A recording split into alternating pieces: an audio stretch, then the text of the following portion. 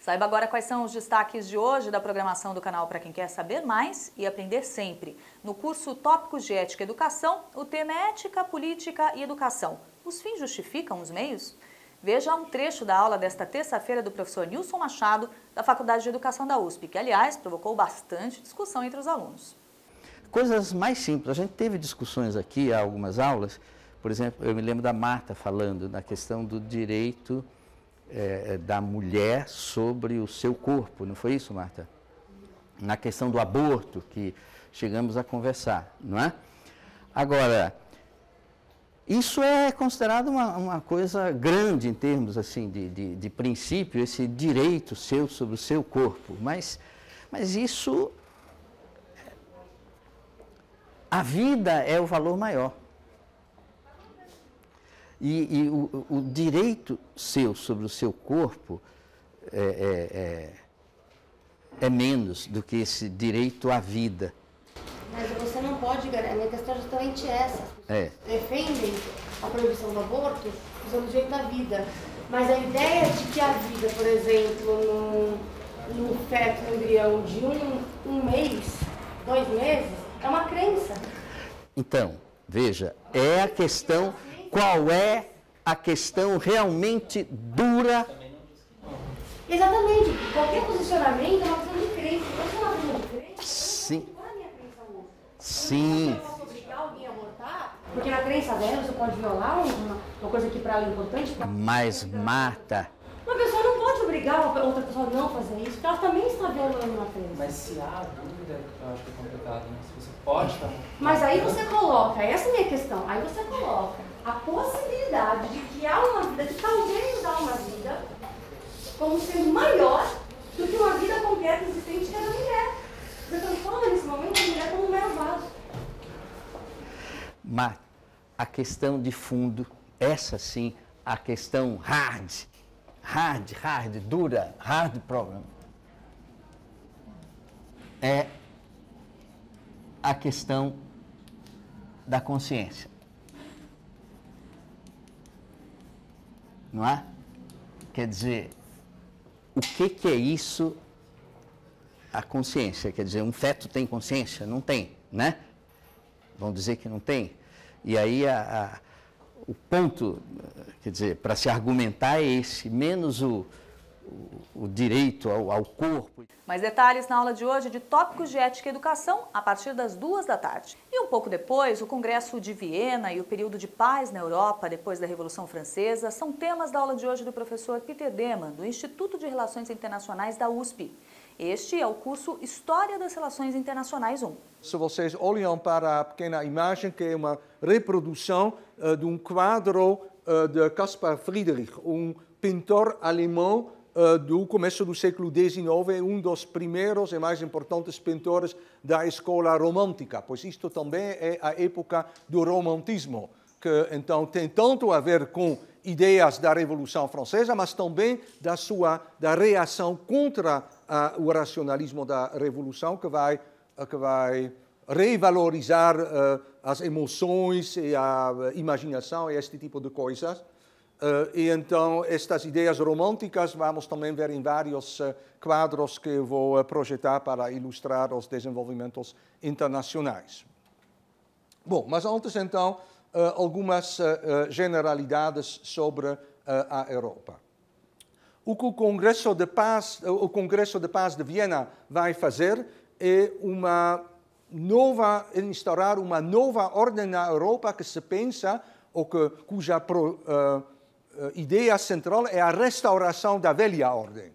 Isto não é totalmente possível. É um pouco fantasioso, pois você não pode totalmente voltar o relógio 20 ou 30 anos atrás, mas não menos importante do que restaurar os regimes monárquicos derrotados pela Revolução Francesa, foi a ideia também de prevenir futuramente novas guerras do alcance e do grau de destrutividade das guerras napoleônicas, onde 3 ou 4 milhões de soldados perderam a vida. Então foi um verdadeiro genocídio.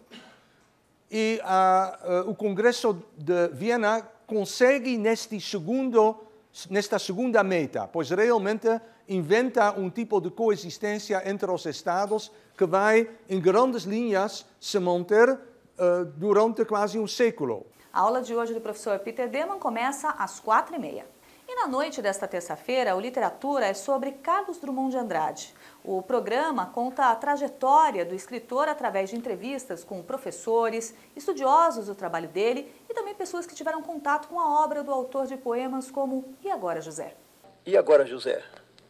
A festa acabou, a luz apagou, o povo sumiu, a noite esfriou.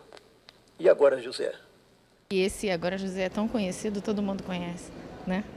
Tipo, chegou numa encruzilhada que você não sabe o que vai fazer, você pergunta, e agora, José? E agora você? Você que é sem nome, que zomba dos outros. Você que faz versos. Que ama, protesta. E agora, José? Eu acho que é essa a pergunta. E agora, José? Poderia ser, e agora, várias pessoas, qualquer nome de qualquer brasileiro, né?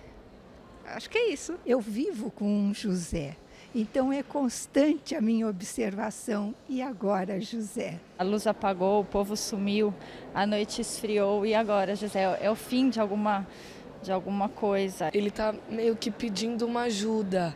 Ele está procurando José, um cara que sabe tudo, um cara que conhece, um cara que viu. Esse José é alguém que pensava ser alguma coisa, né? Mas ser alguma coisa durante as festas, né? Se você gritasse, se você gemesse, se você tocasse a valsa vienense. Se você dormisse, se você cansasse, se você morresse. Mas você não morre, você é duro, José. Havia na poesia do Drummond a qualidade de uma fala, ao mesmo tempo arrebatadora e extremamente lúcida, e um tipo de humor que me encantou muito. Ele traz de uma maneira assim muito clamorosa, né, a condição material da humanidade. Não é um poeta abstrato, né? É um poeta que tira a metafísica dele das pedras mesmo. Assista ao Literatura de hoje sobre Carlos Drummond de Andrade, às 20h. E para fechar os nossos destaques, o São Paulo Pesquisa aborda a origem da vida. Alguns estudos recentes feitos aqui e em outros países reforçam a hipótese de que a vida surgiu do céu. Estes pesquisadores buscam responder uma pergunta que acompanha a história da humanidade. Como a vida surgiu? Seria a vida resultado de processos químicos que aconteceram no nosso planeta ou teria vindo de algum outro lugar do universo e caído do céu? Basta descobrir uma bactéria em Marte ou em outro lugar qualquer do sistema solar, já mostramos que tem vida fora da Terra. Coloca aqui. Aqui no Brasil, astrônomos, biólogos, físicos, químicos, geólogos e outros cientistas preocupados em entender a origem e a evolução da vida, dentro ou fora da Terra, se reúnem em uma nova área de pesquisa, a astrobiologia. Isso que a gente faz, pouquíssimos países no mundo, na verdade, fazem. Então, o que a gente faz é ciência de ponta nessa área mesmo. A gente quer fazer. Para começar, uma das protagonistas das pesquisas em astrobiologia, a Deinococcus radiodurans. Esta bactéria resiste a altíssimas doses de radiação ultravioleta e à falta d'água. Ela é capaz de viver no vácuo, habita muitos lugares do nosso planeta, mas gosta especialmente dos desertos. A Deinococcus radiodurans é uma boa candidata a modelo de organismo que consegue viver em condições extraterrestres. Algumas Deinococcus radiodurans, como as desta colônia aqui, se fossem presas em um foguete, não dentro, mas fora dele, chegariam vivas em Marte, por exemplo. A gente testou ela em diferentes condições espaciais, então a gente conseguiu determinar as condições de radiação, de temperatura, de pressão em que ela é capaz de sobreviver. O interesse dos pesquisadores por esta bactéria tem a ver com esta vontade de desvendar a origem da vida, um grande mistério da ciência. Hoje, a maior parte dos cientistas que estudam esse assunto acha que as primeiras formas de vida que habitaram a Terra não nasceram aqui. O São Paulo Pesquisa começa às 20h30 e você também pode assistir aos outros programas da série no www.youtube.com/UniversPTV. Tchau.